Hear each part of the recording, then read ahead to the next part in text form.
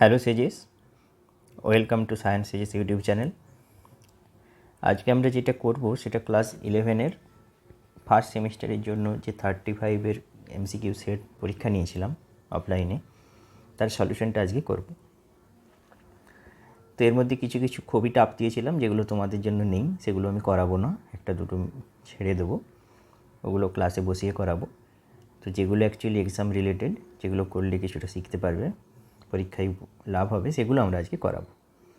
ওকে, তো চলো একটা করে স্টার্ট করি।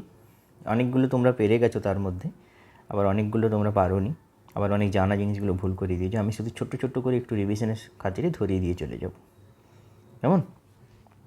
যেমন প্রথম যে কোশ্চেনটা ছিল, ইংটা চেঞ্জ করে নিই। প্রথম যে কোশ্চেনটা ছিল, ইঙ্কের কালারটা যদি ইয়েলো করি ভালো হবে,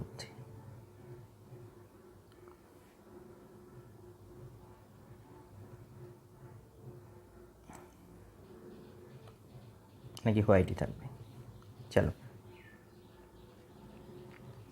দেখো, একটা ধাতব দণ্ডের পরীক্ষালব্ধ ফল দেওয়া আছে, একে দেখে কোশ্চেন 24.85 সেমি, সাথে 1/4 ছিল, তো 24.85 সেমি। এটা বলেছে 3 তাৎপর্যপূর্ণ অঙ্ক সংখ্যা পর্যন্ত আসন্ন মানে নির্ণয় করতে। আসন্ন মানে আমরা ছোটোবেলায় পড়ে এসেছি, তাই না? দেখো, 3 তাৎপর্যপূর্ণ অঙ্ক সংখ্যা, 24.8 3 তাৎপর্যপূর্ণ অঙ্ক সংখ্যা, কেমন? তাহলে 24.8 হবে অ্যান্সার। দুইয়েরটা দেখো, 0.05790। কোশ্চেনটা আমার কাছে আছে, আমি এখানে কোশ্চেনটা আর আপলোড করিনি, পিডিএফ পাঠিয়ে দেবো।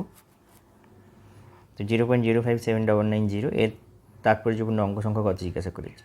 নাম্বার দিয়ে তাহলে কীটা করতে হয়, এটা তো কাউন্ট করতে হয়, 1 2 3 4 5, এটা তো কাউন্ট করতে হয় না, তাহলে 5 অ্যান্সার হবে। এবারে একটা এক্সপেরিমেন্ট করা হয়েছে, 3 নম্বর কোশ্চেন। এক্সপেরিমেন্টে কী হয়েছে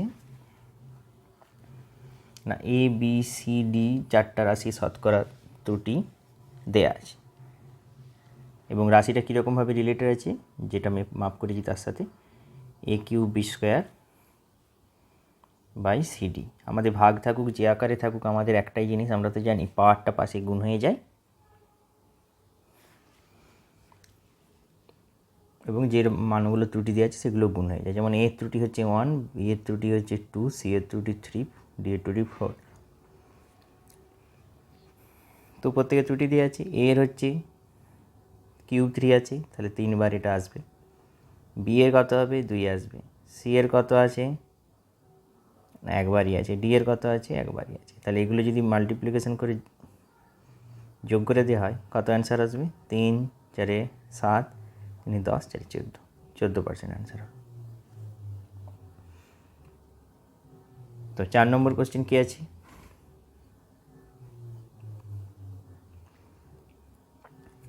চার নম্বর কোশ্চেনে যেটা করতে দিচ্ছি আমি পরের পেজে করাচ্ছি।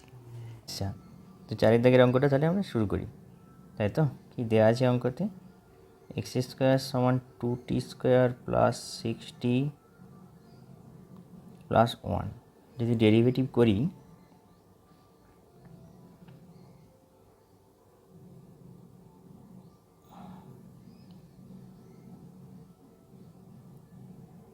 টু এক্স ডিএক্স ডিটি সমানই হয়ে যাবে 2 × 2t প্লাস 6 প্লাস 0। এটা তাহলে কত হবে, 2 × 2t প্লাস 3। এর পাশে কত হবে, 2 × x dx dt। 2 এ 2 এ কেটে গেল, x dx dtটা কত হচ্ছে,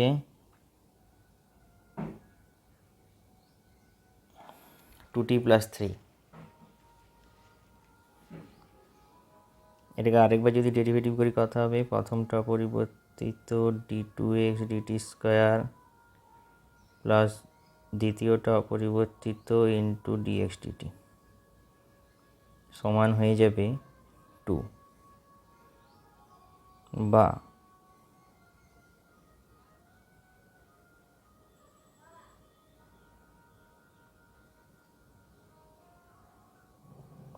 এক্স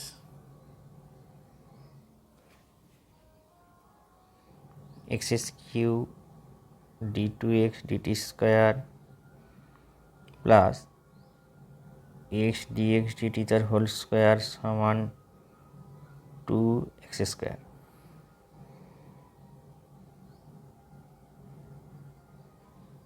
তাই তো 2x স্কোয়ার।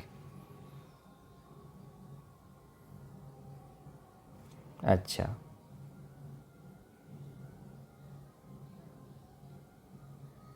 ভি সমান আমরা কত জানি, ডিএক্স ডিটি।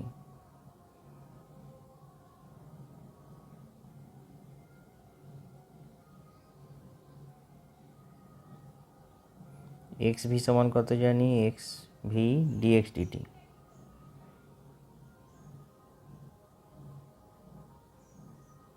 তাহলে এক্স স্কোয়ার ভি স্কোয়ার সমান কত জানি, এক্স ডিএক্স ডিটি তার হোল স্কোয়ার। তাই তো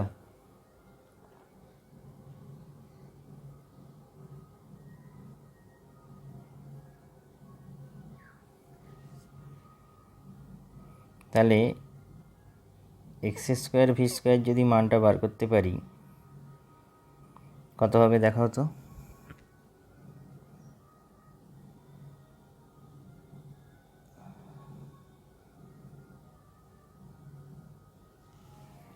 এক্স স্কোয়ার মানে হবে,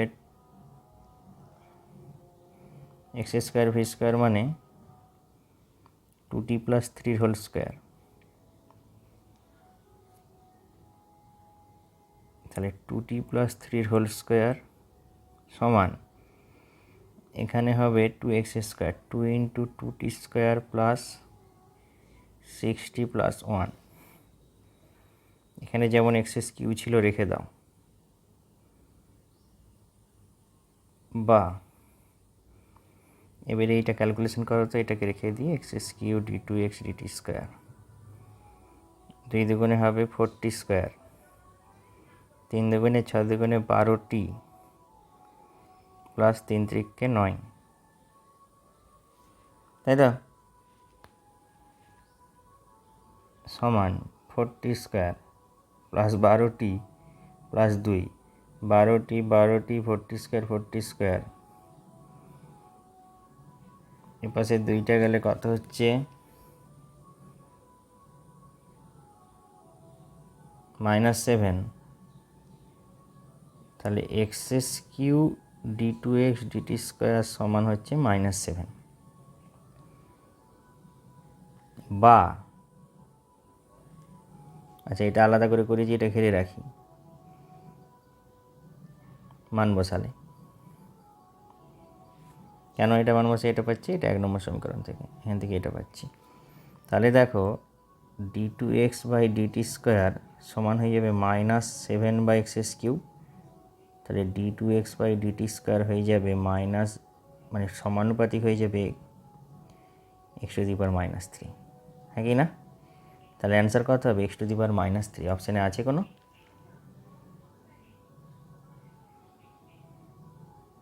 আছে, তো ডি এরটা হবে অ্যান্সার।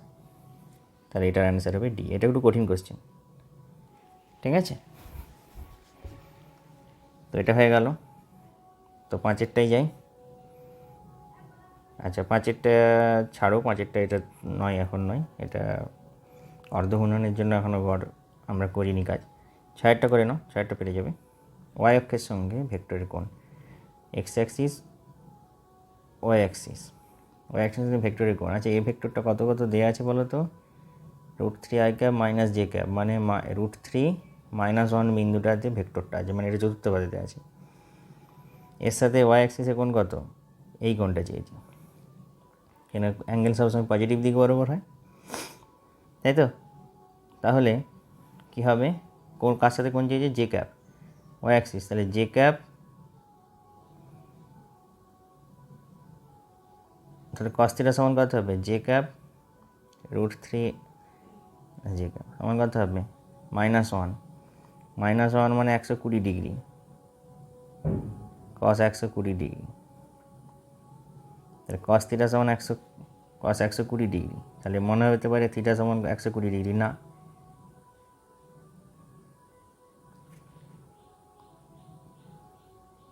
কেন? এইটা হলো 120 ডিগ্রি হতো, তাহলে এটা যদি 120 ডিগ্রি হয় এ পাশের কোণটা কত? তাহলে এটাকে থিটা ড্যাশ ধরে নিই, এটা থিটা ধরে নিই, তাহলে থিটা সমান কত হবে? 360 মাইনাস 120, 240 ডিগ্রি অ্যান্সার। অনেকে ভাববে 120 উত্তর, কিন্তু না। তাহলে 6টা হয়ে গেল। 7, একটা বস্তু কণা স্থির অবস্থা থেকে সমত্বরণে যাত্রা শুরু করছে। এখানে মনে করা আছে এখান থেকে এ পাশে যাত্রা শুরু করছে। প্রথমে 2 সেকেন্ডে গেছে কত? এক্স দূরত্ব, এবং পরের 2 সেকেন্ডে আবার 2 সেকেন্ড পরে কত গেছে? ওয়াই দূরত্ব। এক্স এবং ওয়াইয়ের মধ্যে রিলেশন জানতে চেয়েছে। এটা কিন্তু কঠিন কোশ্চেন। তো কী করে করব? না দেখো, এখান থেকে এখান পর্যন্ত গেছে, সমত্বরণে গেছে বলে দিই, আবার এখান থেকে এতটা গেছে, সমত্বরণে গেছে, মানে ত্বরণ আছে, তো সেই ত্বরণটা বার করতে হবে। মনে করি এ সমত্বরণে যাচ্ছে, স্থির অবস্থা থেকে যাত্রা শুরু করেছে, ইউ ইকুয়াল টু 0, এখানে পৌঁছেছে, আবার এখানে গিয়েছে, তাহলে এটা বার করতে হবে, তারপরে আমরা করতে পারবো। ঠিক আছে, তাহলে করি। তো দেখো,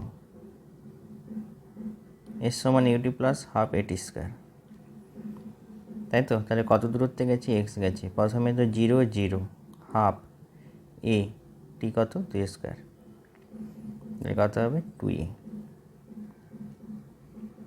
এবারে এখান থেকে আবার এখানে যাবে, এখান থেকে এখানে যেতে হবে, তাহলে এখানে কি চাই? বেগ চাই, তাই না? তাহলে ওই সময় বেগটাও বার করতে হবে আমাদেরকে। বেগটা কত হবে? ভি স্কোয়ার সমান u square plus 2as, u square 0, 2ax, তাহলে ভি স্কোয়ারটা পেয়ে গেছি এখানে, মানে এখানে বেগটা পেয়ে গেছি। তাহলে এখানে বেগটা জানি √2ax, হ্যাঁ না?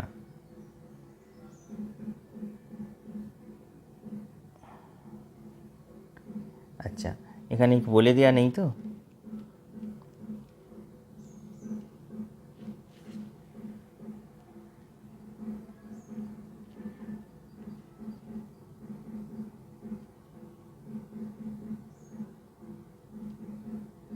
ইউটি প্লাস হাফ এ টি স্কোয়ার, এখানে কত দূরত্ব গেছি? আচ্ছা দেখো, মজার ব্যাপার কি, এরকম করে করতে গেলে তো অসুবিধা হয়ে যাবে ক্যালকুলেশনে, তাহলে এরকম করে করা যাবে না, তাহলে এরকম করে করবো না। দেখো তাহলে আবার মজার ব্যাপার কিছু করছি। আচ্ছা, এখানে টোটাল কত দূরত্ব গেছে? এক্স প্লাস ওয়াই, এটা করি। তাহলে এক্স প্লাস ওয়াই দূরত্ব গেছে, এই দূরত্বটার জন্য সময় কত লেগেছে? 4 সেকেন্ড। তাহলে এখানেও ইউ কত? 0 ইন্টু 4 টু হাফ, এখানেও ত্বরণ সেম, এ টি স্কোয়ার, 4 স্কোয়ার। এটা করে দেখো, তাহলে হাফ এ 4 4 16, মানে এটা হবে 8a। তাহলে এক জায়গায় পেলাম এক্স প্লাস ওয়াই সমান 8a, আর এক জায়গায় পাচ্ছি কত? এক্স সমান 2a, তাই তো? এইটাই তো।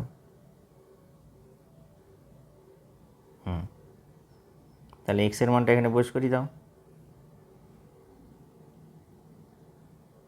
তাহলে ওয়াই সমান হচ্ছে 6a, তাই তো? তাহলে ওয়াই বাই এক্স সমান কত হবে? 3, ওয়াই সমান কত হবে? 3x। কঠিন আছে। দেখো, মাস্টারে এত সময় নেই বসে বসে সব ক্যালকুলেশন করে রাখা আর এসে উগড়ে দেওয়া, আমাদেরকেও কাজ করতে হয় অন্যান্য। তো সবে মিলিয়ে কী হয়েছে, আমরাও এখানে বসে বসেই করছি যে কীভাবে করলে হবে, কীভাবে করলে হবে না, সাথেই করছি একসাথে। এভাবে তোমাদেরকে শিখতে হবে, তবেই কিছু হবে, নাহলে কিন্তু কিচ্ছু হবে না। আমি পড়ে এসে বই দেখে যদি করিয়ে দিই, কিছু লাভ হবে না। কিছু করা জিনিস আছে যেমন, সেগুলো আমি করবো না, বলে ছেড়ে দেবো, বইয়ে আছে, বইয়ে খুঁজে নেবে। যেগুলো নতুন নতুন আমি সেগুলো শিখিয়ে দিচ্ছি। আচ্ছা, এটা হয়ে গেল। তাহলে এটা অ্যান্সার কত হবে? 7-এর এ।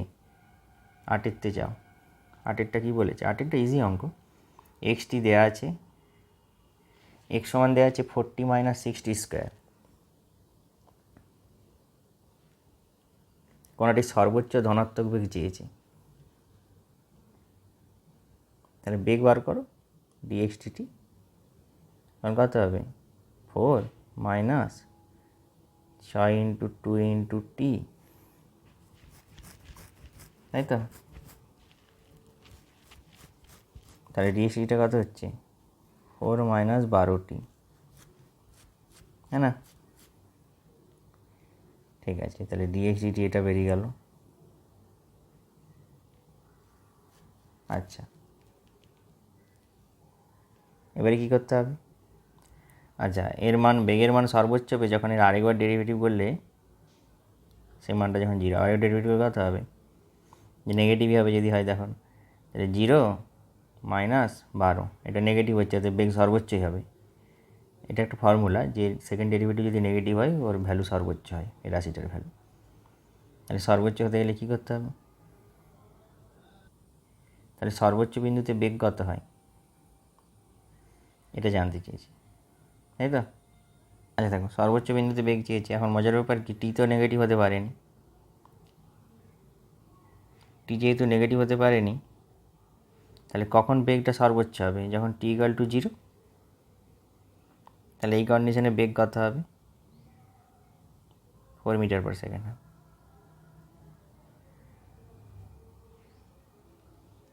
ঠিক আছে, অতএব এটার অ্যান্সার হবে 4 মিটার পার সেকেন্ড। কিন্তু এটার অ্যান্সার সিটে তো 2 মিটার পার সেকেন্ড দেওয়া ছিল, এটা 2 একটা এক্সট্রা গুণ আছে, ওই জন্য এটা 2 এ 2 4 হয়ে যাবে, পরে দ্বিগুণ হয়ে যাবে। মানে এই অঙ্কটা এই যে পড়েছিল কিছু বছর আগে, সেই অনুযায়ী একটা অঙ্ক করে দিয়েছে, কিন্তু উত্তর 2 হবে না, উত্তর 4 হবে।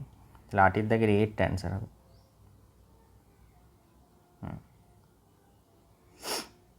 9টা, প্রাসের সর্বোচ্চ বিন্দুতে কণার দ্রুতি প্রাথমিক দ্রুতির অর্ধেক। একটা প্রাস সর্বোচ্চ বিন্দুতে প্রাথমিক দ্রুতির অর্ধেক, তাহলে ইউ দ্রুতি নিয়ে গেলে এইখানে যে দ্রুতিটা অ্যাকচুয়ালি এই অবস্থায় বেগটা কত হয় জানা আছে? ইউ কস থিটা হয়। তাহলে ইউ কস থিটা প্রাথমিক বেগের অর্ধেক, মানে u/2। ইউ কেটে গেল, কস থিটা সমান কত হলো? হাফ। তাহলে থিটা সমান কত হবে? π/3, 60 ডিগ্রি অ্যান্সার হবে। তাহলে এটা গেল 9 অঙ্ক। 10, কণার অবস্থার ভেক্টরটি আছে r, a cos omega t plus b sine omega t, এটা জে ক্যাপ, এটা আই ক্যাপ। কণাটির বেগ অবস্থান ভেক্টরের সঙ্গে অভিলম্ব, এটা ঠিক কথা। এটা এখনও এই ইকুয়েশনটা আমি এখনও পড়াইনি, সাউন্ডে গিয়ে এরকম ইকুয়েশন আমরা পড়াবো। সরল দোলগতি বলে একটা চ্যাপ্টার আছে, সেইখানে আমরা এরকম ইকুয়েশন পড়াবো। তো আর ক্যালকুলেশন করে দেখাচ্ছি না, এটা শুধু এটা মনে রাখো যে এরকম স্টাইলে হলে না, সাইন কস যেরকম একসাথে থাকে, আই গ্যাপ জে ক্যাপ যদি থাকে না, এর ভেক্টরটা যেটা পাওয়া যাবে, ভিটা যেটা পাওয়া যাবে, সেটা আর এর পারপেন্ডিকুলারই হয়। ঠিক আছে, তো এটার ক্ষেত্রে এটা হয়। আরেকটা কি দেখি, আরেকটা কি থিওরি বলেছে। আর নেক্সট বিবৃতি যেটা বলেছে, এটা 1 নম্বর বিবৃতি, সেটা 1 নম্বর বিবৃতিটা সত্য। 2 নম্বর বিবৃতি কী বলেছে দেখো, কণাটির ত্বরণ মূলবিন্দু অভিমুখী। না না, কণাটির ত্বরণ মূলবিন্দু অভিমুখী হয় না, কণাটির ত্বরণ মূলবিন্দু অভিমুখী হয় না, এর ক্ষেত্রে মাইনাস একটা চিহ্ন থাকে। সমান এবং বিপরীতমুখী হয় কণাটার ত্বরণ। মানে আলফা অ্যাকচুয়ালি যদি ক্যালকুলেশন করে দেখা যায়, d2r/dt², এটা হয়ে যাবে -ω²x, এটা চলে আসবে -ω²r চলে আসবে। তাই এটা যদি চলে আসে, তাহলে ত্বরণ কী হবে করে দেখবে, এটা করলে এটাই চলে আসবে, আমি আর করাচ্ছি না। তো আলফা সমান কত হবে তাহলে? মাইনাস চিহ্নটার জন্য সমান এবং বিপরীতমুখী হবে, তাহলে ওর দিকে তো হবেই না, পার্টিকেল ওই দিকে ছুটছে, ওইদিকে হবে না, তাহলে দ্বিতীয় স্টেটমেন্টটা ভুল। অর্থাৎ প্রথমটা সত্য, তৃতীয়টা মিথ্যা, এটা হবে উত্তর। 11, একটি বালক একটি পাথরকে সর্বোচ্চ এইচ উচ্চতায় তুলতে পারে। আচ্ছা, বালকটি যে সর্বাধিক অনুভূমিক দূরত্ব ছুঁড়তে পারবে সেটা কত?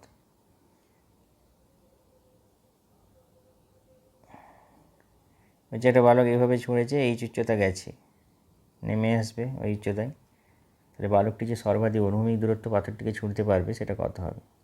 এই বরাবর কতটা ছুঁড়তে পারবে।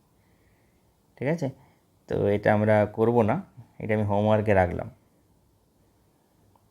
যদি কেউ পারো আমায় করে দেখাবে।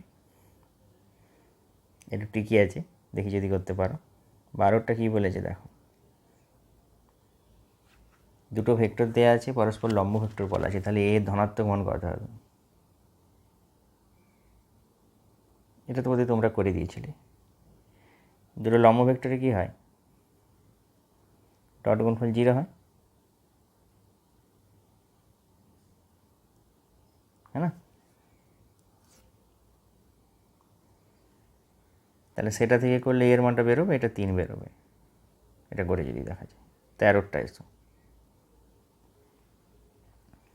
বলছে এটা একটা ভালো অঙ্ক দিয়েছে, বলছে কি এবিসি আয়তঘনকের 3টে বাহুকে বলেছে, 3টে তলীয় অংশকে, তাহলে একটা আয়তঘন যদি এঁকে ফেলি,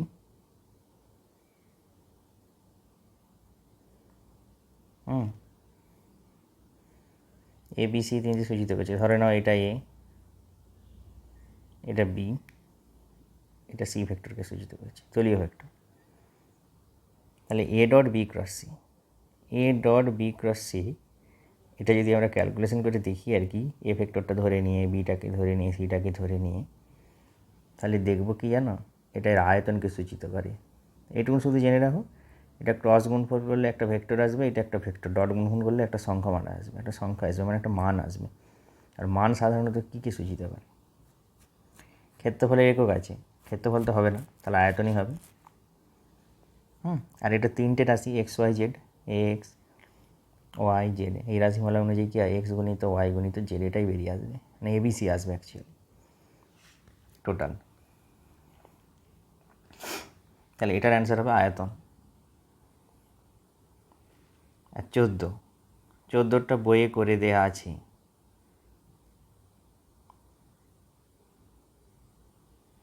আমি আর এটা করে সময় নষ্ট করবো না, কারণ ভিডিও এখনই হয়ে গেছে 30 মিনিট। এরকম করে যদি 35 টাকা লাগে, 1.5 থেকে 2 ঘন্টা লাগবে। ঠিক আছে, তো জাস্ট বলে দিই, মনে করো এখানে একটা পাত্র রাখা আছে, এখানে জল পড়ছে এভাবে, তো বেগ ভেগ হচ্ছে, চেঞ্জ হচ্ছে, সবই মানলাম, কিন্তু যারা এখানে ছিল তারাও তো এসে পড়বে একই রকমভাবে। তাহলে এই পাত্রেতে যারা এইখানে যে বৃষ্টিটা ছিল সেটা এসে পড়বে এই পাত্রেতে, এখানে হারটা একই থাকবে। এর ক্যালকুলেশন বইয়ে করে দেওয়া আছে, হ্যাঁ, ওই ভেক্টরেতেই করে দেওয়া আছে, সেখানে চেক করবে, পেয়ে যাবে। আর 15টা তো আমি আগের দিনই করিয়ে দিয়েছি ক্লাসে, হ্যাঁ না? আমি আই ক্যাপ আর জে ক্যাপ সাথে এর অভিমুখটা কোন দিকে হবে, এর অভিমুখ এন ক্যাপটা কোন দিকে হবে, i cap j cap by √2 হবে, কেন 1 আর 1 √1² প্লাস 1², এটার পরম মানটা হয়ে যাবে। মানটা কী লিখবো, ধরো এটা এই ভেক্টর দিয়ে দিচ্ছি, তাহলে মড এ, এটা বের করলে এটা এন ক্যাপ বেরিয়ে গেল, এর সাথে বি ভেক্টরের ডট গুণফল করতে হবে, তাই তো? এটা করে দেখবে 11/√2 আসবে। তাহলে 15টা তো করিয়ে দিয়েছি আগের দিন। 16 সুষম, এটাও আগের দিন করিয়ে দিয়েছি ক্লাসে। সুষম গতিবেগে চলমান একটি বস্তুর ত্বরণ শূন্য, সত্য কথা। বেগ একই থাকলে তার ত্বরণ নাও থাকতে পারে, ত্বরণ তো থাকবেই না, বেগ সমবেগে থাকলে ত্বরণ থাকবে না, এ সত্য। কিন্তু বস্তুটির উপর ক্রিয়াশীল বলগুলি লব্ধি শূন্য, এটা বলা যাবে না।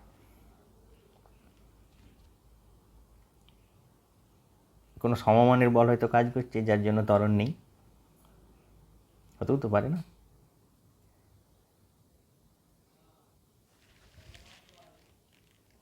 হ্যাঁ না?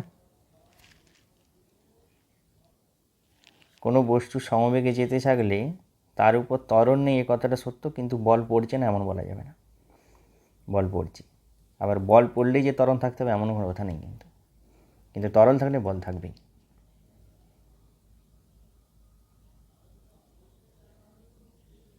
ঠিক আছে, তো ফিজিক্স এত কঠিনই আছে। তো তাহলে 16 হয়ে গেল, 17 3 কেজি ভরের বস্তু 2 কেজি ভরের বস্তু পাশাপাশি রাখা আছে, একটা ঘর্ষণবিহীন তল আছে, বল প্রয়োগ হচ্ছে 5 নিউটন। তাহলে একে বল দেবে, একে দেবে, তারপরে ছুটবে। তাহলে মনে করো এ ত্বরণ নিয়ে ছুটছে, তাহলে বল দেয়া আছে, টোটাল বস্তু সময়ের ভর কত, 3 যুক্ত 2 5, ত্বরণ এ, তাহলে 5 ইন্টু এ সমান 5 বা এ সমান 1, তাহলে 1 মিটার পার সেকেন্ড স্কয়ার ত্বরণ নিতে ছুটবে বস্তু সমস্ত একসাথে ছুটবে। এবার 2 কেজি ভরের বস্তু এখানে একটা দিবে, N2 মনে করে দিল, এখানে N1 দিয়েছে, তাহলে এটা যেটা এখানে দিবে এটা সেটা ওই বলই দেবে, হ্যাঁ না। তাহলে এটা কত বেগে কাজ করবো না, দেখো 2 এর ভর আর এর ত্বরণ কত 1, তাহলে ওই বলটা এখানে এসে পড়বে, আর ওই বলটা যদি পড়ে এই বলটাই দেবে একে, তাহলে 2 নিউটন বল পড়বে। অ্যাকচুয়ালি পেছন দিক থেকে ক্যালকুলেশন করে করে রাস্তায় শিখেছিলাম।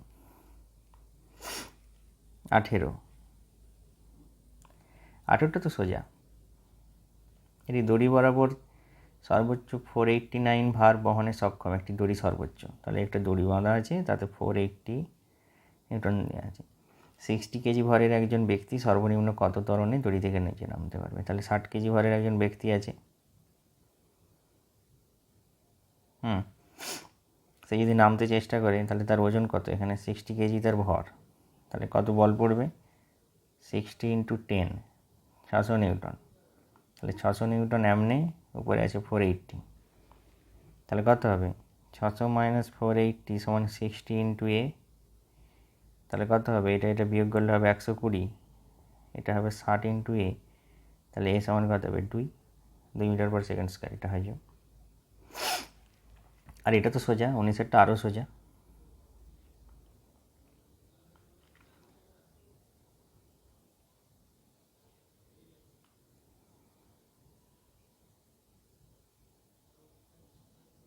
বলছে এম ভরের কোনো বস্তু থিটা কোণে আনত তলে আছে, থিটা কোণে আনত তল বরাবর পড়ে আছে, ঘর্ষণ গুণাঙ্ক দেয়া আছে মিউ, মিউ সমান ট্যান থিটা শিখেছিলাম, এর থেকে বেশি হয়ে গেলেই, তাহলে থিটা সমান কত, ট্যান ইনভার্স মিউ, তাহলে থিটাটা এর থেকে বেশি হয়ে গেলে কী হবে, পড়ে যাবে,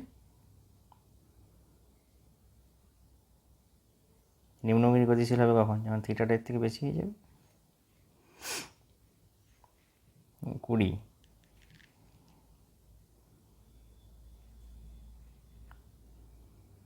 আচ্ছা 20টাও বইয়ে করে দেওয়া আছে, আমি বলে দিচ্ছি তাও কীভাবে করব, ঠিক আছে। কি বলেছে বলো তো 20টা, ঘর্ষণ গুণাঙ্ক মিউ দেয়া আছে 1/√3,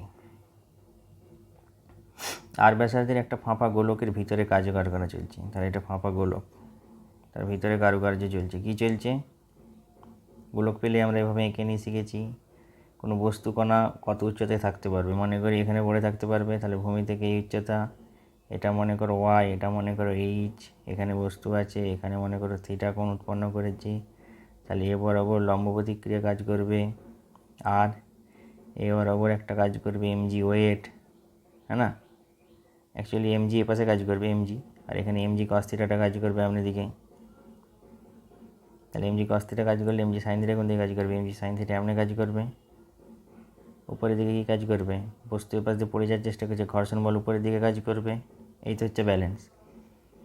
এবার এখান থেকে একটা জিনিস করা যায়, আর সমান ওয়াই প্লাস এইচ, আরটা কোনটা, পুরো এটা আর সমান ওয়াই প্লাস এইচ, তাহলে এইচ সমান কত হবে, আর মাইনাস ওয়াই, এটা একটা আমরা ফর্মুলা দিয়ে করেছিলাম মনে পড়ছে, r into 1 minus 1/√1 plus mu square, কখন বস্তু উপর থেকে নিচে পড়ে যাবে, মানে সর্বোচ্চ কত উৎসে হতে পারবে পিমড়ে আরশোলা, তো তাই মিউর মানটা বসিয়ে দাও, দিয়ে ক্যালকুলেশন করে দেখো 0.134 আর আসবে, এটা অ্যান্সার।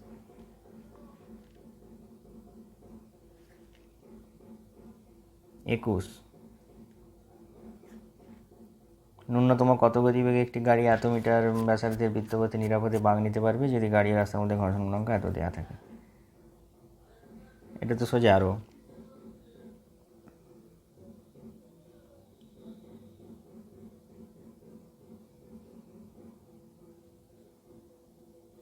ট্যান থিটা সমান মিউ আর জি। আচ্ছা, একটা সূত্র ছিল না, না ট্যান থিটা সমান মিউ আর জি, কী গো, আরে বলে দিলাম যে ট্যান থিটা সমান ভি স্কোয়ার বাই আর জি, হ্যাঁ না, ট্যান থিটা সমান ভি স্কোয়ার বাই আর জি, এই ফর্মুলা লাগিয়ে দিলেই আনসার চলে আসবে। আর ট্যান থিটা সমান মিউ ছিল, ট্যান থিটা এম সমান মিউ ছিল,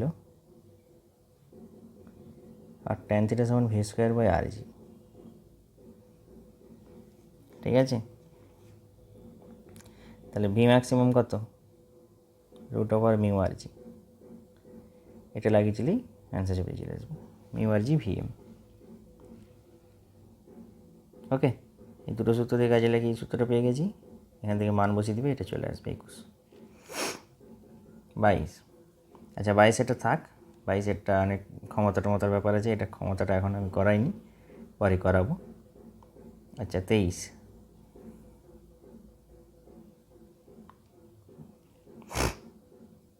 এটা তো সোজা গো, যে দুটো ঘরের দুটো বস্তু দেওয়া আছে, R1 R2 ব্যাসার্ধে বৃত্তপথে ঘুরছে, M1টা R1-এ ঘুরছে, M2টা R2-তে ঘুরছে, বেশ করছে ঘুরুক।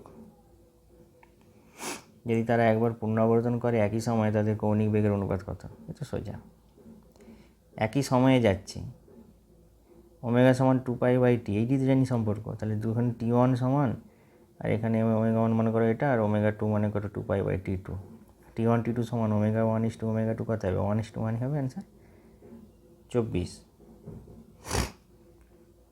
দুটো ভর দেওয়া আছে M আর 4M, তাদের গতিশক্তি দেওয়া আছে 2 1, তাহলে মনে করো 2k আর শুধু k, ভরবেগের অনুপাত চেয়েছে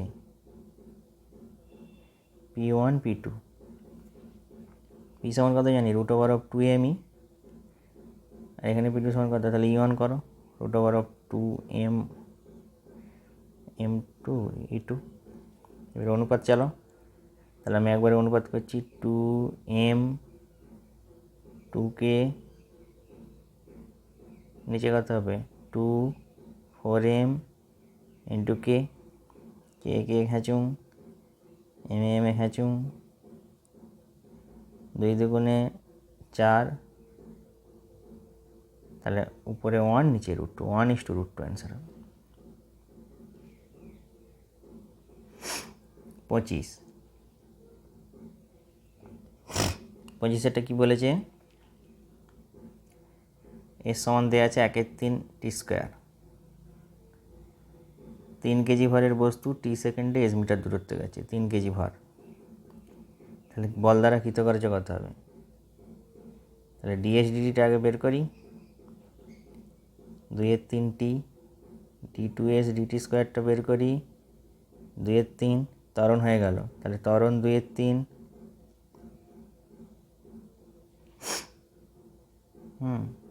কৃতকার্য,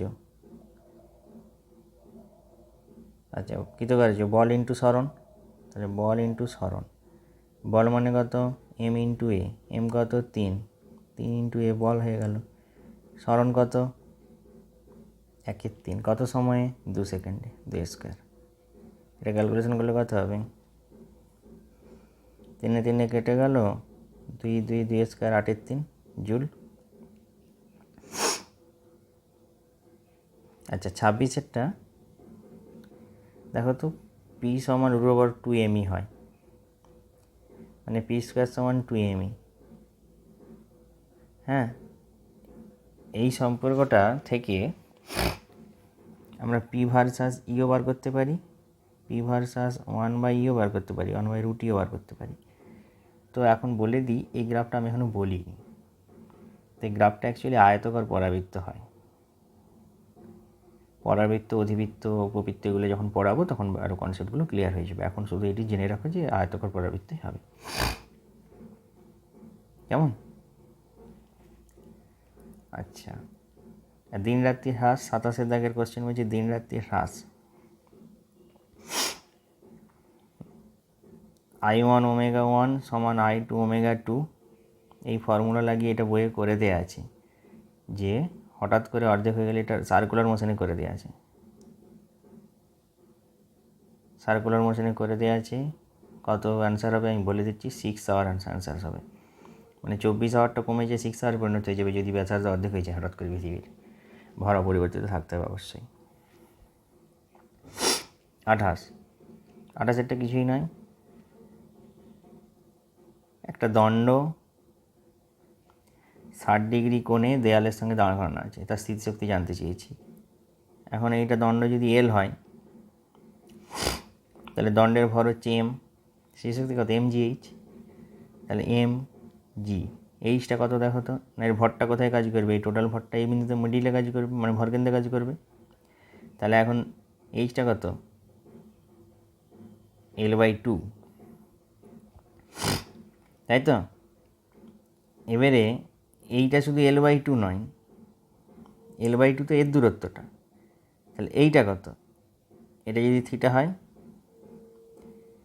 তাহলে হবে এই পাশ থেকে দেখো হিসাব করে করে, না এটা হয়ে যাবে L/2 cos থিটা, তাহলে এই পাশটা L/2 cos থিটা মানে এই পাশটা L/2 cos থিটা, তাহলে অ্যাকচুয়ালি দূরত্বটা কত হবে L/2 cos থিটা সমান, তাহলে কত হবে m ইন্টু জি ইন্টু L/2 ইন্টু 1/2 সমান হয়ে যাবে mgl/4।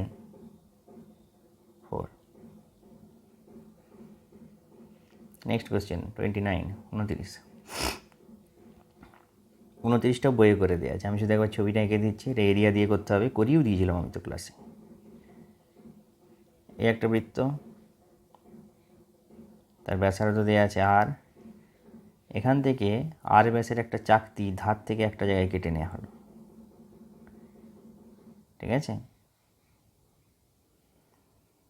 একটা অংশ কেটে বার করে নেওয়া হলো, তাহলে বাকি অংশটার ভরকেন্দ্র কোথায় হবে, না ভরকেন্দ্র তো চেঞ্জ হয়ে যাবে এটুকুন গ্যারান্টি, প্রথমে ভরকেন্দ্র যদি এখানে থাকে ভরকেন্দ্র তো চেঞ্জ হয়ে যাবে, কারণ ভর এখান থেকে পালিয়ে যাচ্ছে। এবারে মজার ব্যাপার কি, এটা যেটা করতে হয়েছিল আমাদের, সাধারণত আমরা জানি summation of m1r1 by summation of m, মানে summation of mi/ri by summation of m ছিল। এখানে আমাদের ডিস্টেন্সে কাজ হবে না তো, এখানে এরিয়া লাগবে, তাহলে summation of mi/ai by summation of mi, এই ফর্মুলাতে কাজ হবে, ঠিক আছে। এটা করে দেখতে পাবে সেন্টার থেকে মাইনাস, যদি এর ব্যাসার্ধ আর হয় তাহলে r/6 0 এই বিন্দুটাতে ভরকেন্দ্রটা পরে পাওয়া যাবে, তাহলে সেন্টার থেকে r/6 দূরত্ব।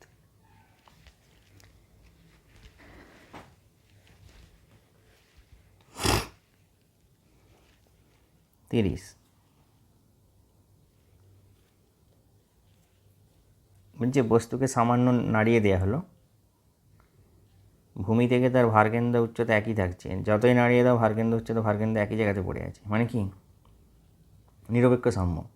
ওকে সরিয়ে দাও এ করে দাও কিছু সমস্যা নেই, নিরপেক্ষ সাম্য বলেছিলাম এটা পড়াতে পড়াতে, তাহলে অ্যান্সার হবে নিরপেক্ষ সাম্য।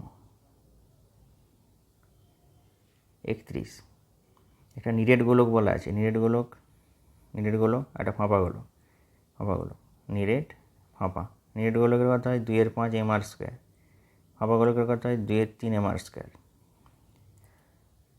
হ্যাঁ, বহি ব্যাসার্ধ সব সমান, ব্যাস সাপেক্ষে তাদের জড়তা হোক কত হবে, তাহলে এটা তো গেল এর সাপেক্ষে,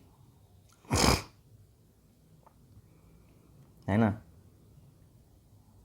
তাহলে ওর হচ্ছে অক্ষ সাপেক্ষে হয়ে গেল, ব্যাস মানে পাশে এ বছর ব্যাস মানে এর সাপেক্ষে, তাহলে এখানে যা যোগ হবে এখানে যা যোগ হবে হোক না, আমার কোনো সমস্যা নাই। তো এটা 2/3, এটা 2/5, 2/3 2/5 মধ্যে কে বড়, 2/3, 3 ভাগের 2 ভাগ আর 5 ভাগের 2 ভাগ, 2/3 বড়, তাহলে 2/3 2/5 থেকে বড়, তাহলে আই বিটা আই এর তুলনায় বেশি হবে, এটা অ্যান্সার। আর এটা তো তোমরা করে ফেলেছিলে 32-এরটা।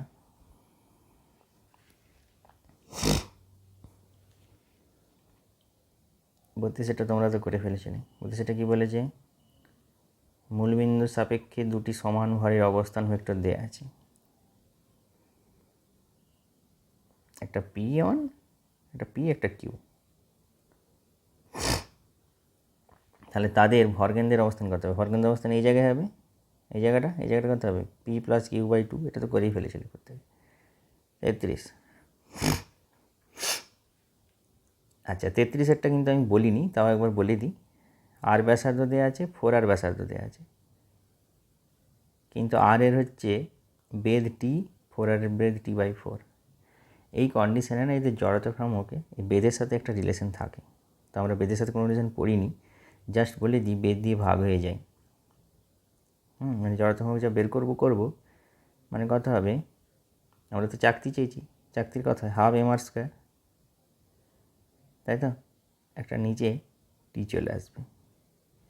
তাহলে প্রথমটার যদি হয় I1, তারপরটা হবে I2টা কথা হবে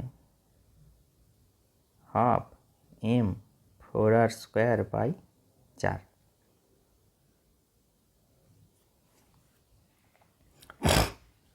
মানে 4 মানে কত হবে t/4, 1/4। তাহলে t/4, এই 4টা উড়ে গেলে 4 4 16, 4 16 64, তাহলে উপরে হবে 64 আর I1টা হবে সিম্পল যা ছিল তাই। তাহলে এটা কত হবে I2টা 64 ইন্টু I1, তাহলে I2 সমান 64, I1 হবে অ্যান্সার। 34 এটা তো সোজা, p² সমান 2me, এটা তো রৈখিক ভরবেগের সম্পর্ক। তাহলে কৌণিক ভরবেগের সম্পর্ক কত হবে? p এর জায়গায় l আসবে, 2 আসবে, m এর জায়গায় I আসবে, e এর জায়গায় e আসবে, তাহলে √2i। তাহলে এটা অ্যান্সার হবে 34। প্রবলেমটা কী বলেছিল? গতিশক্তি, আবর্ত গতিশক্তি, জড়তা ভ্রামক, আবর্ত গতিশক্তি, জড়তা ভ্রামক, আবর্ত গতিশক্তি, জড়তা ভ্রামক এবং কৌণিক ভরবেগের মধ্যে সম্পর্ক, এটাই হবে সম্পর্ক। আর 35 তো সব দিকে সোজা, ওই যে একটা সার্কুলার মোশনে চলমান বস্তুর কী সর্বদা থাকে কৌণিক ভরবেগ, এটাও আমার ছেলেরা করেছে রৈখিক ভরবেগ। আচ্ছা, আমি জাস্ট সিম্পল খাতিরে মানে আলোচনা করে দিলাম যে কী কী করতে হবে, কাজ হবে তোমাদের। হ্যাঁ, যেগুলো করার সেগুলো করিয়ে দিচ্ছি, যেগুলো দরকার নেই সেগুলো করাইনি। তো তাই 1 ঘন্টা ওদের হতে চললো। তাহলে একসাথে যদি এভাবে করাতে হতো কত সময় লাগবে বুঝতে পারছো, 2 ঘন্টা ক্লাস নিতে হবে। তো অনলাইনে 2 ঘন্টা ক্লাস মানে বুঝতে পারছো তোমাদের ধৈর্য ছাড়িয়ে যাবে। তো আমি সেটা চাইছি না। তো সিম্পল প্রশ্নটা কাছে রাখবে, প্রশ্নটা কাছে রেখে আমি যেভাবে বলে গেছি সেভাবে চেক করে চলে যাবে। তাহলে এই সমাধান হয়ে গেল, ফিজিক্সটা হয়ে গেল। এর পরের লেকচারটা আমরা নেব ম্যাথামেটিক্সের উপরে, তারপরের লেকচারটা হবে ম্যাথামেটিক্সের সেট থিওরির উপরে। তো 3টে লেকচার আজকে পাই টু পাই দেবো এবং তোমরা সেগুলো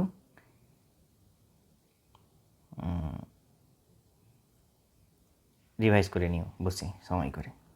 ওকে, থ্যাংক ইউ।